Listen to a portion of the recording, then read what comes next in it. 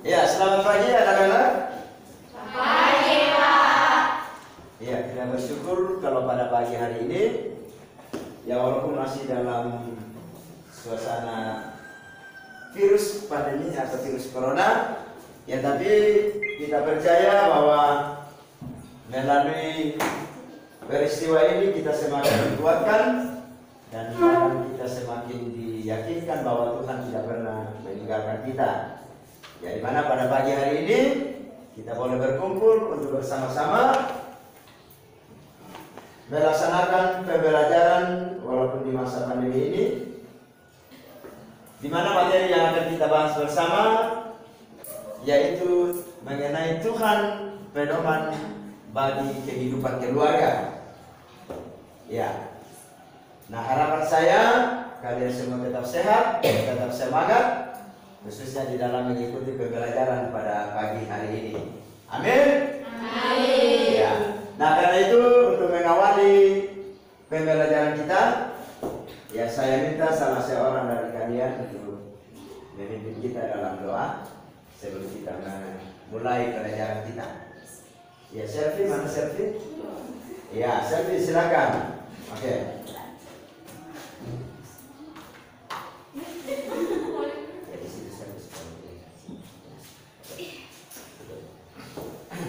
Teman-teman, sebelum kita memulai pelajaran kita, mari kita satu dalam doa kita berdoa.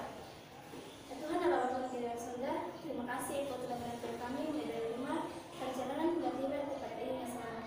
Sebelum Bapak, kami akan memulai pelajaran kami, untuk kami sertai, sehingga apa yang kami pelajari tidak melalui begitu saja, melainkan dapat kami praktekkan dalam langkah kehidupan kami sehari-hari.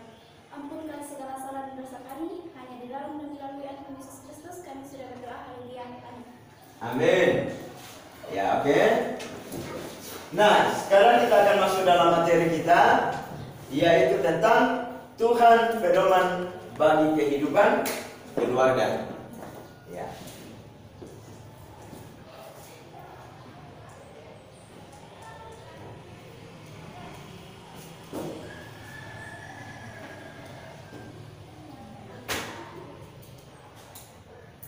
Nah, sebelum kita masuk dalam materi, saya akan menyampaikan apa kompetensi inti dari kegiatan pembelajaran khususnya materi kita pada saat ini. Nah, yang pertama yaitu memahami, menerapkan dan menganalisis pengetahuan faktual, konseptual, prosedural dan metakognitif berdasarkan rasa ingin tahunya tentang ilmu pengetahuan teknologi, seni budaya dan humaniora dan wawasan kemanusiaan, kebangsaan, kenegaraan dan peradaban terkait penyebab fenomena dan kejadian, serta menerapkan pengetahuan prosedural pada bidang kajian spesifik sesuai dengan bakat dan minatnya untuk memecahkan masalah. Nah, yang kedua, mengolah, menalar dan menyaji dalam ranah konkret dan ranah abstrak terkait dengan pengembangan dari dipelajarinya di sekolah mandiri, secara mandiri, bertindak secara kreatif serta mampu menggunakan metode sesuai dengan keilmuan. Nah, itu kompetensi intinya. Nah, kemudian kita masuk dalam kompetensi dasarnya, yaitu memahami peran Allah dalam kehidupan keluarga. Nah, inilah yang akan kita bahas dalam materi kita pada saat ini. Nah, apa indikator dari materi ini? Yang pertama adalah menjelaskan pengertian keluarga. Yang kedua, menjelaskan bentuk-bentuk keluarga. Dan yang ketiga, menguraikan fungsi-fungsi dari keluarga. Nah, tujuan pembelajarannya adalah menjelaskan pengertian keluarga. Yang kedua, menjelaskan bentuk-bentuk keluarga, dan yang ketiga menguraikan fungsi keluarga. Ya, jadi itu tujuan pembelajarannya, bahwa setelah pembelajaran ini siswa dapat menjelaskan pengertian keluarga, siswa dapat menjelaskan bentuk-bentuk keluarga, dan siswa dapat menguraikan apa fungsi-fungsi keluarga. Oke. Nah, sebelum kita masuk dalam materi, ada satu film yang saya akan putarkan. Nah, silakan. Mungkin sudah ada yang pernah menonton film ini?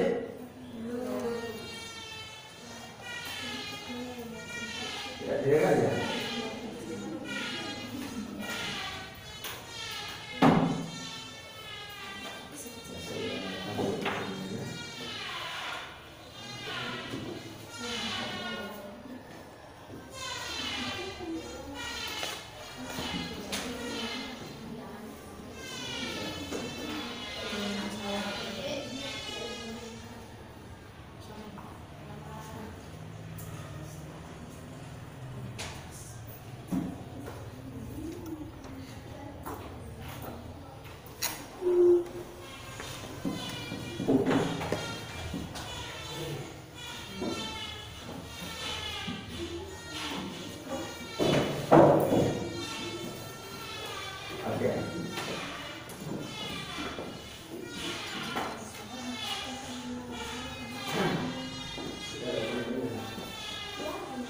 Ya, jadi film ini mengisahkan tentang suatu keluarga yang mana di dalam kehidupan mereka sangat sederhana.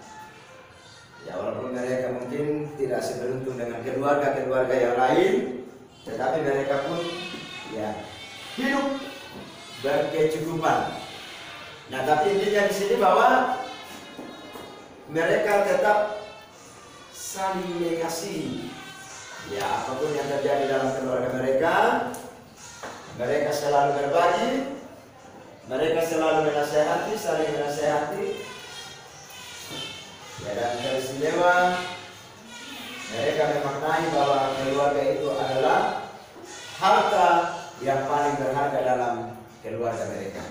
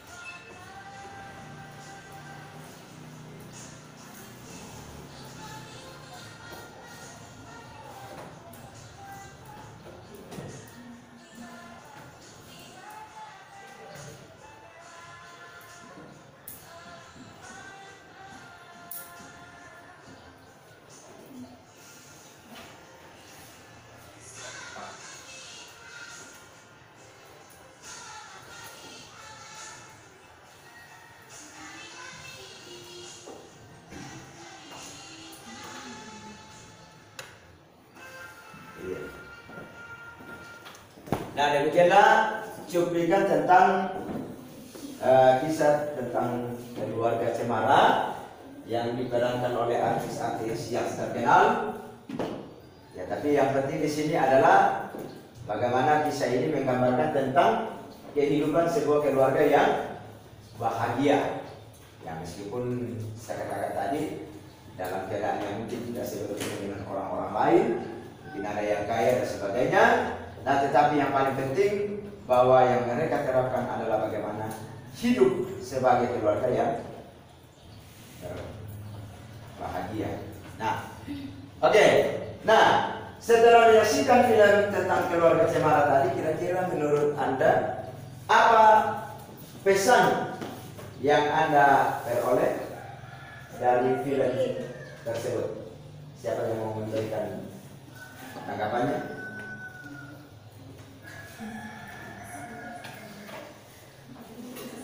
Ya, kira-kira apa pesan yang kalian dapatkan dari film tentang keluarga Cemara tadi? Ya? Iya, keluarga yang saling mengasihi. Oke, apa lagi? Iya, untuk berbahagia tidak perlu kaya. Oke, baik. Apa lagi? Iya, ada di sini. Sudah ada di sana, di sini. Oke, Ray di sini. Ada yang mau memberikan tanggapannya? Kira-kira pesan apa yang Anda peroleh dari film tadi tentang keluarga cemara?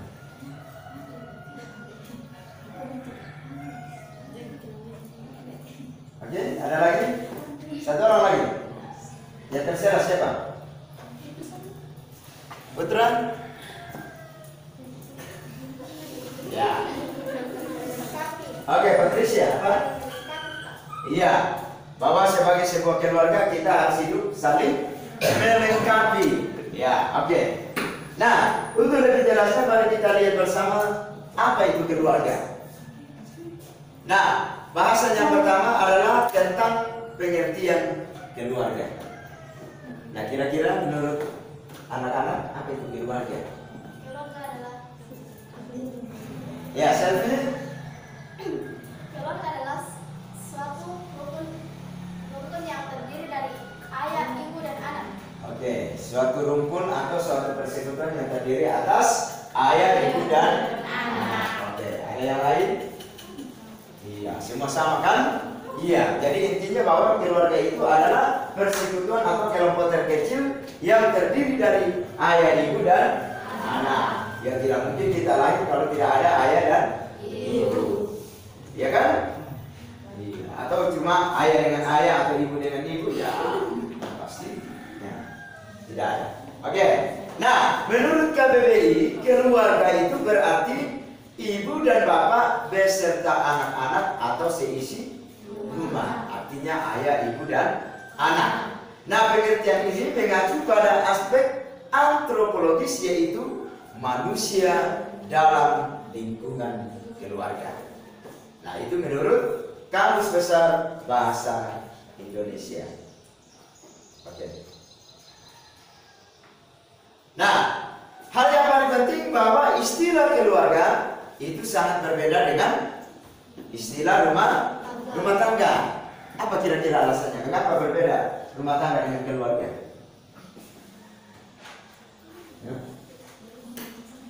Iya, karena rumah tangga itu lebih bersifat material ekonomis, yaitu sesuatu yang berhubungan dengan urusan kehidupan di dalam rumah tangga. Ya, itu namanya rumah tangga. Sedangkan keluarga tadi yaitu sebuah persekutuan kecil atau kelompok terkecil yang terdiri dari ayah, ibu, dan anak. Itu lebih berfokus pada orangnya. Tetapi kalau rumah tangga itu lebih berfokus bagaimana kehidupan yang berhubungan dengan urusan rumah tangga. Ya, objeknya. Oke. Nah, kita pindah. Nah, menurut Hendy Suhendi, dia mengatakan bahwa keluarga itu adalah suatu kelompok yang terdiri dari dua orang atau lebih yang direkat oleh ikatan darah perkawinan atau adopsi serta tinggal bersama. Nah, pernah saya ditanya oleh salah satu siswa, dia mengatakan, "Pak, bagaimana kalau ada seorang anak yang meskipun tidak ada hubungan darah atau mungkin tidak ada hubungan keluarganya, nah tetapi anak itu diambil oleh keluarga itu dan diangkat sebagai anak. Apakah dia masuk keluarga kecil atau ya, tapi nanti kita berbicara. Apakah dia masuk keluarga kecil atau dia masuk keluarga besar? Ya, keluarga kecil maksudnya keluarga inti yang terdiri dari ayah, ibu, dan anak. Kira-kira menurut kalian, apakah anak tadi yang diangkat jadi anak itu masuk dalam keluarga inti atau keluarga besar? Atau tidak sama sekali? Alasannya? Iya, karena sudah diangkat menjadi anak. Ya, dan menurut tadi para tokoh atau para pakar bahwa keluarga itu adalah ayah, ibu, dan anak. Anak apapun itu kalau dia sudah diangkat sebagai anak berarti dia sudah masuk bagian dari keluarga. Iya kan? Ya, nanti juga kalau ada namanya istilah anak angkat. Ya, walaupun tidak memiliki hubungan darah, tapi dia sudah diangkat sebagai anak. Ya, ini tadi perkawinan atau adopsi ya, dan tinggal bersama di dalam rumah. Oke. Itu menurut Hendy Suhendi. Nah, kita pindah tentang bentuk-bentuk keluarga dalam masyarakat. Nah, secara umum bentuk-bentuk keluarga dalam masyarakat itu terdiri atas dua. Nah, yang pertama ada yang disebut dengan keluarga inti dan keluarga besar. Nah, keluarga inti atau keluarga kecil yaitu keluarga yang terdiri atas ayah, ibu, dan anak. Ya, atau keluarga yang terdiri dari pasangan suami istri ditambah dengan anak. Kemudian yang kedua, keluarga besar atau extended family, yaitu keluarga yang terdiri dari 10 orang yang maksudnya dari nenek. Contohnya keluarga besar sebagai keluarga Jepang. Oke. Ya, secara umum dulu kita melihat bahwa keluarga besar itu adalah keluarga yang terdiri dari keluarga inti ditambah keluarga dari pihak mama, papa, atau dari nenek dan kakek. Nah, itu yang disebut dengan keluarga besar. Nah, ini yang di dalam masyarakat kita, dari dalam tongkonan kita, bahwa dalam masyarakat Toraja ada istilah tongkonan. Ya, di mana tempat berkumpul keluarga-keluarga besar orang-orang Toraja. Ya, oke. Nah, kita lanjut. Nah, hal yang paling penting lagi bahwa setiap anggota keluarga mempunyai tugas yang harus dilakukan, baik secara sebagai perseorangan maupun sebagai orang tua. Nah, karena itu kita akan melihat apa fungsi-fungsi dari keluarga. Nah, fungsi keluarga yang pertama adalah fungsi biologi. Oke, satu orang membaca. Apa itu fungsi biologi? Fungsi biologi yang berkaitan dengan pemenuhan yang bersifat biologis, misalnya kebutuhan makanan. Iya. Jadi fungsi biologis ini adalah fungsi yang berkaitan dengan bagaimana pemenuhan terhadap kebutuhan biologis. Iya, termasuk makanan, minuman, dan sebagainya yang berhubungan dengan kebutuhan biologis kita. Nah, kemudian yang kedua adalah fungsi sosialisasi. Oke, silakan dibaca. Fungsi sosialisasi berkaitan tentang proses pembentukan kepribadian anak. Ya, jadi fungsi sosialisasi ini berkaitan dengan bagaimana proses pembentukan karakter anak. Nah, makanya dalam keluarga kita yang paling penting adalah bagaimana mengarahkan anak-anak supaya anak-anak itu bisa terbentuk karakternya. Nah, kalau di sekolah harus mengikuti kegiatan-kegiatan ekstra kurikuler, ya, artinya kegiatan di luar sekolah seperti pramuka. Nah, itu sangat membentuk karakter.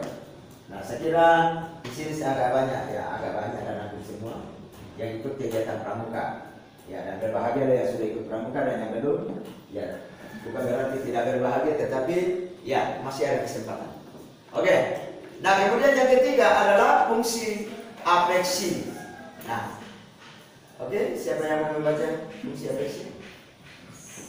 Fungsi afeksi berkaitan dengan kasih sayang, keintiman, perhatian, dan rasa aman yang tercipta dalam keluarga. Iya, jadi fungsi afeksi ini adalah fungsi yang berkaitan dengan kasih sayang, keintiman, perhatian, dan rasa aman. Nah, bagaimana seseorang memperoleh atau bagaimana anak-anak memperoleh sebuah perlindungan dari ayah dan ibu. Nah, itu yang disebut dengan fungsi afeksi. Kemudian yang keempat adalah fungsi edukatif. Oke? Siapa yang mau membaca? Fungsi edukatif berkaitan dengan mendidik anak dan menyekolahkan anak. Iya, jadi fungsi edukatif ini adalah fungsi pendidikan. Nah, yang Anda alami sekarang itu adalah salah satu fungsi dari keluarga, di mana orang tua memiliki kewajiban suka tidak suka mau tidak mau harus menyekolahkan anaknya. Ya, jadi kalau Anda minta uang di rumah, minta uang sekolah, ya bukan berarti bahwa mau tidak mau orang tua harus penuhi. Kalau ada ya harus, tapi kalau belum ada itu bisa ditunda nanti lagi. Ya, oke. Nah, itu fungsi pendidikan. Kemudian fungsi religius. Nah, fungsi religius itu berkaitan dengan bagaimana mendorong dikembangkannya anggota keluarga menjadi insan yang bertakwa. Iya, kepada Tuhan yang Maha Esa. Insan yang memiliki akhlak. Insan-insan yang memiliki jiwa atau nilai-nilai kerohanian yang tinggi di dalam keluarga. Nah, kalau kita sebagai orang Kristen harus rajin ke gereja, harus rajin beribadah, harus rajin berdoa, harus rajin baca Alkitab. Mengapa? Karena itu semua akan menumbuhkan apa? Nilai-nilai religius kita dalam keluarga. Nah, kemudian fungsi protektif. Oke, satu orang baca, apa itu fungsi protektif? Oke. Fungsi protektif berkaitan dengan pemberian perlindungan dan rasa nyaman bagi anggota keluarga menyangkut perlindungan secara fisik, ekonomis maupun psikologis. Oke. Jadi fungsi protektif itu bagaimana memberikan perlindungan dan rasa nyaman, ya termasuk dalam segala bentuk kehidupan baik ekonomis maupun fisik dan secara psikologis, ya yang berhubungan dengan kejiwaan kita. Nah biasanya kalau kita dekat-dekat dengan mama atau dekat-dekat dengan papa, ya biasanya ada sesuatu yang khas yang kita rasakan, ya seolah-olah bahwa kita merasa dilindungi. Ya, itu yang disebut dengan fungsi protektif. Nah, yang ketujuh adalah fungsi reaktif. Oke, siapa lagi?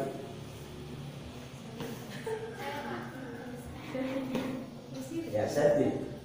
Berkaitan dengan kegiatan mencari kehidupan memberikan apa tuh ya pesan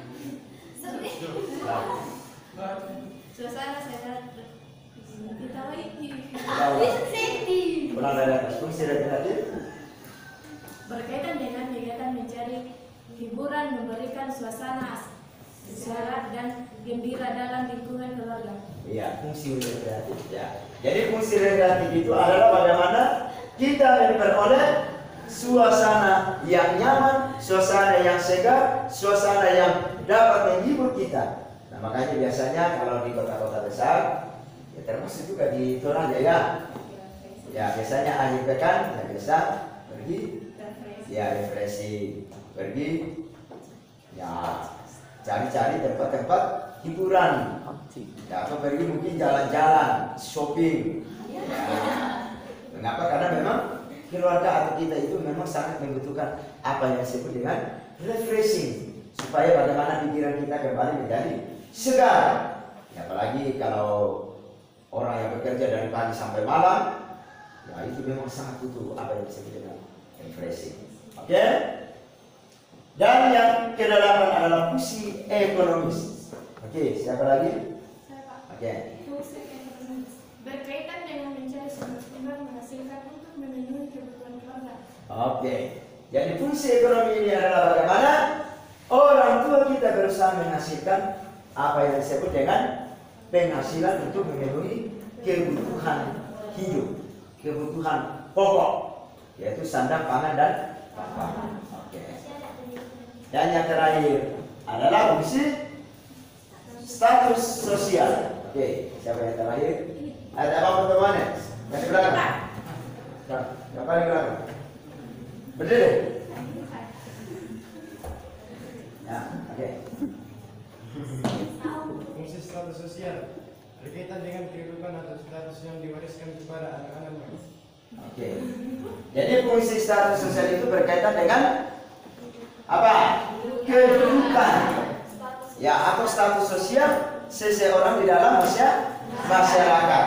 Nah, ingat bahwa status sosial atau kedudukan ini itu diwariskan secara turun-temurun. Misalnya kalau kita di Toraja, ya kalau orang yang memiliki kedudukan yang tinggi namanya toparenge. Ya, jadi otomatis bahwa anaknya itu cicit, cucu dan cecetnya itu akan dikenal, akan diketahui bahwa mereka itu adalah keturunan keluarga besar atau keluarga yang memiliki kedudukan tinggi dalam masyarakat. Oke, baik. Nah, selain itu, selain fungsi keluarga yang kita sudah sampaikan di atas, nah, dalam agama Kristen atau dalam iman Kristen kita juga melihat apa fungsi-fungsi keluarga menurut iman Kristen. Nah, yang pertama adalah sebagai teman sekerja Allah untuk mengelola alam semesta. Oke, satu orang baca Kejadian 1 ayat 28. Silakan. Kejadian 1 ayat 28. Oke. Suryanti silakan. Kejadian 1 ayat 28. Allah mendekati mereka, lalu Allah berfirman kepada mereka, "Beralah berjulah dan bertambah banyak, penuhilah bumi dan terbukalah isinya. Berkuasalah atas ikan-ikan di laut dan burung-burung di udara dan atas segala binatang yang berlayar." Oke.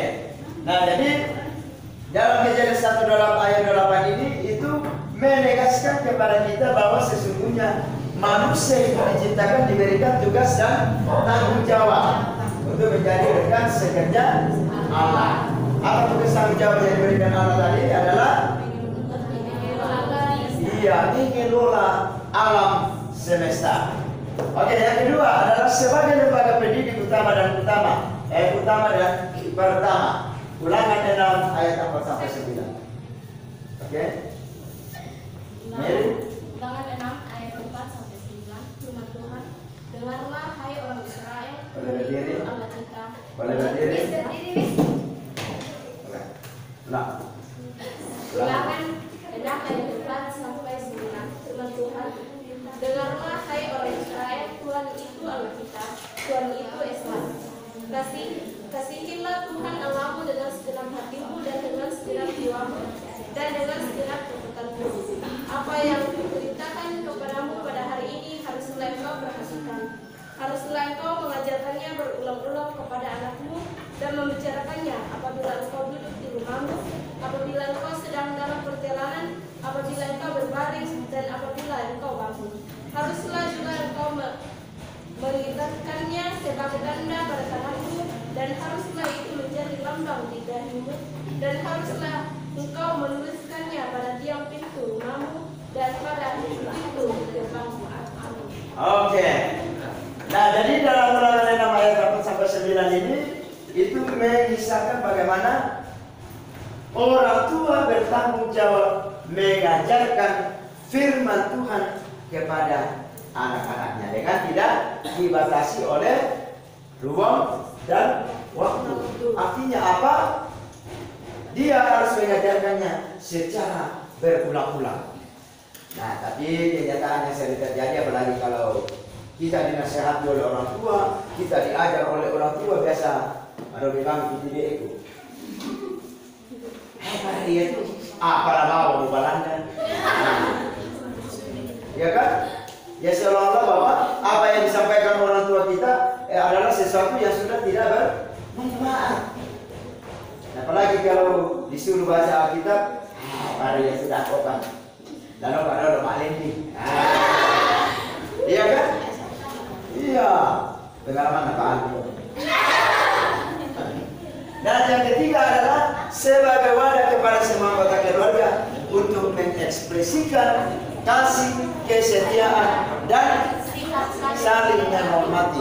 Oke, Efesus 5 ayat 22 sampai 23. Oke, Dewi. Ya, nanti yang satu. Efesus 5 ayat 22 sampai 23. Hai istri, tunduklah kepada suamimu seperti kepada Tuhan. Karena suami adalah kepala istri, sama seperti Kristus adalah kepala jemaat. Dialah yang menyelamatkan tubuh.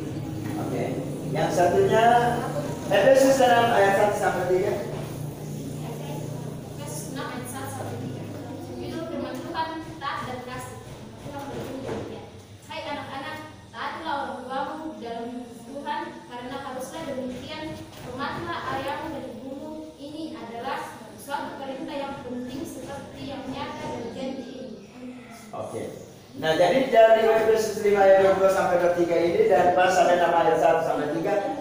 Nah, di sini menceritakan tentang bagaimana sebagai sebuah keluarga Kristen, baik sebagai ayah, sebagai ibu, sebagai anak itu dituntut atau diperintahkan untuk saling mengasihi.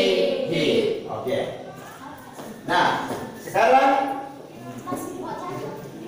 oke. kita akan masuk dalam diskusi. Nah, ada dua pertanyaan yang Anda harus jawab, ya sehubungan dengan materi kita. Nah, beritanya yaitu baca Kejadian 2 ayat 24. Nah, ada dua pertanyaannya. Saya bagi, ya anggaplah ini kelompok 1, kelompok 2, dan di sini kelompok 3. Ya. Nah, pertanyaannya adalah jelaskan arti dari kalimat laki-laki akan meninggalkan ayah dan ibunya. Kemudian yang kedua, apakah yang dimaksud dengan bersatu dengan istrinya? Oke, ya. Nah, jadi kelompok 1, kelompok 2, kelompok 3, masing-masing kelompok nanti akan menyampaikan atau mempresentasikan hasil diskusinya. Ya, saya kasih atau beri waktu 5 menit. Dijawab semua ini, Pak. Ya.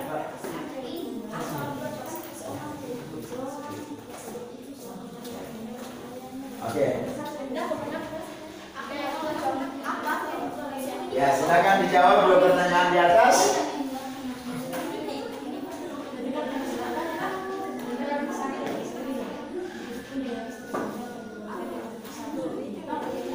Ya, nanti setiap kelompok akan mempresentasikan atau akan mengungkapkan hasil diskusinya di atas.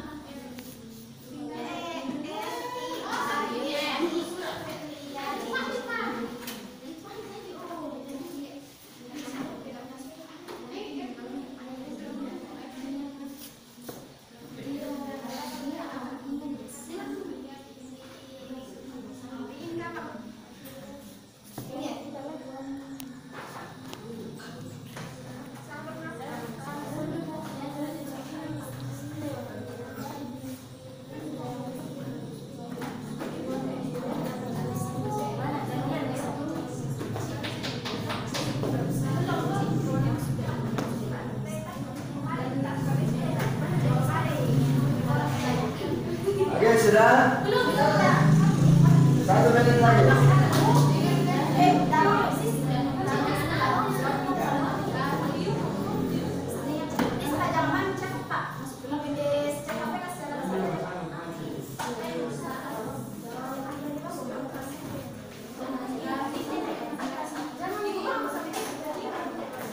Oke, supaya cepat ini kelompok 1 menjawab nomor 1, kelompok 2 menjawab nomor 2. Kelompok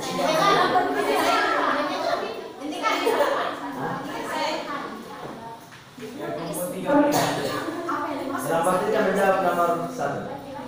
Nah, 1, 2, 1. Waktunya terbatas. Sudah? Ya, di sini siapa yang mau membaca? Coba dari sini siapa? Sana? Oke. Oke. Nah, waktu diskusi sudah selesai. Nah, kita masuk dalam pertanyaan yang pertama. Jelaskan arti dari kalimat laki-laki akan meninggalkan ayah dan ibunya. Oke, nomor 1 silakan. Sini.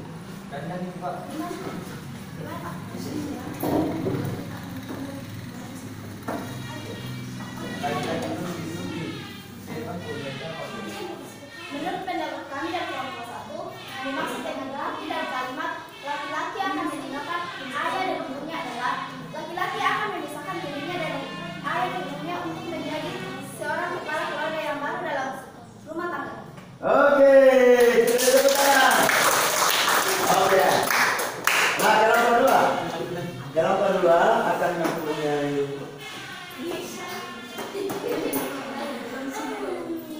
kelompok 2. Apakah yang dimaksud dengan bersatu dengan istrinya? Kalian akan menjawab pertanyaan nomor 2. Apakah yang dimaksud dengan bersatu dengan istrinya? Yang dimaksud dengan bersatu dengan istrinya adalah tinggal dan hidup bersama istrinya dan menafkahi keluarganya. Oke, tepuk tangan untuk kelompok 2. Nah, sekarang kelompok 3. Ya. Jelaskan arti dari kalimat laki-laki akan meninggalkan ayah dan ibunya. Menurut kami, arti dari kalimat laki akan meninggalkan ayah dan ibunya adalah dia akan tinggal bersama perempuan yang sudah ia beristri dan mempunyai tanggung jawab untuk menafkahi keluarga. Oke. Iya, tepuk tangan untuk kelompok. Ya. Nah, jadi saya kira intinya di sini adalah bahwa ketika seorang laki-laki sudah menikah dan dia bersatu dengan istrinya, maka dia akan meninggalkan ayah dan ibunya. Bukan berarti bahwa ia akan meninggalkan selamanya, tetapi dalam artian bahwa seorang laki-laki sudah dewasa dan sudah memiliki tanggung jawab untuk menafkahi keluarga mereka. Saya kira itu yang paling pentingnya. Jadi nilainya semua kalau kita presentasikan, ya semuanya mendapat nilai 90. Oke, tepuk tangan. Nah sekarang, nah setelah kita berdiskusi, nah ada beberapa kesimpulan yang akan kita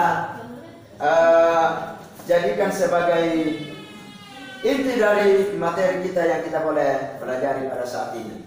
Nah, yang pertama bahwa keluarga Kristen merupakan keluarga yang mencerminkan kehidupan yang dilandasi oleh kasih dan sikap takut akan Tuhan.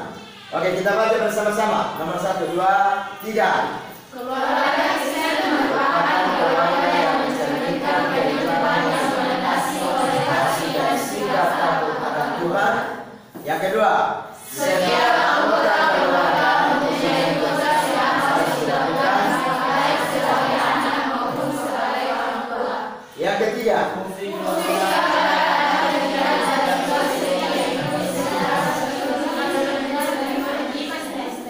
oke. Nah, itu 3 kesimpulan yang kita bisa tarik dari materi kita pada hari ini.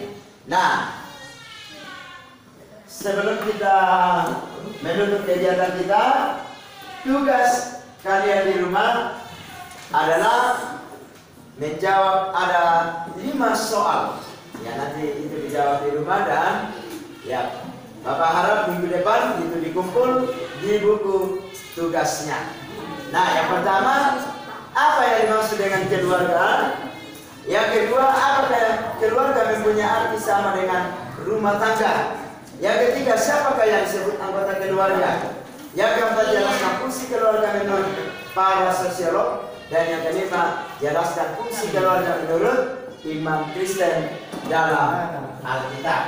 Nah, itu tugasnya di rumah dikerjakan. Minggu depan dikumpul di buku tugasnya. Nah, demikianlah pertemuan kita pada saat ini. Ya, kita bersyukur kita boleh mengikuti materi pembelajaran tentang bagaimana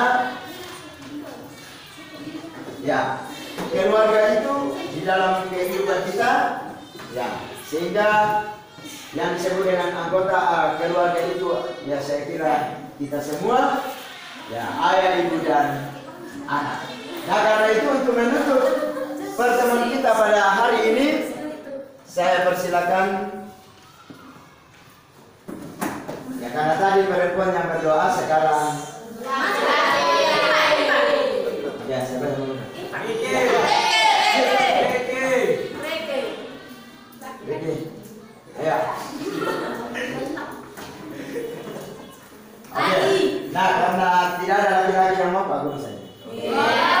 Oke, untuk menutup kegiatan kita pada hari ini, mari kita berdoa. Kami bersyukur kepadamu ya Tuhan, kalau pada pagi hari ini Tuhan boleh mempertemukan kami selaku anak-anakmu sebagai siswa kelas 11 di SMK Kristen di tempat ini Tuhan. Kami percaya Tuhan bahwa kalau hari ini kami boleh berkumpul bersama itu semua karena anugerah Tuhan. Terima kasih Tuhan buat materi yang telah kami dengarkan, buat pelajaran kami hari ini. Berkati kami, ajar kami, mampukan kami untuk memahami dan mengerti apa itu keluarga, apa itu bentuk-bentuk keluarga, dan apa itu fungsi keluarga dalam kehidupan kami. Sehingga biarlah Tuhan kami boleh diyakinkan dan dimampukan untuk melaksanakan tugas tanggung jawab kami, baik kami sebagai orang tua, sebagai anak-anak, di dalam bersama-sama menjalin relasi sebagai sebuah keluarga di dalam kehidupan kami. Sebentar Tuhan kami akan melaksanakan atau melanjutkan pelajaran kami berikutnya. Tuhan kiranya memberkati anak-anakmu, memberkati Bapak Ibu Guru yang akan mengajar, sehingga kami semua boleh tetap senantiasa melaksanakan tugas tanggung jawab kami sesuai dan seturut dengan kehendak-Mu. Ini doa kami Tuhan, ini syukur kami, ini permohonan kami. Di dalam dan melalui anak Yesus Kristus kami datang berdoa dan mengucap syukur. Haleluya, amin. Ya, terima kasih. Selamat pagi dan selamat melanjutkan pelajaran berikutnya. Tuhan memberkati. Shalom.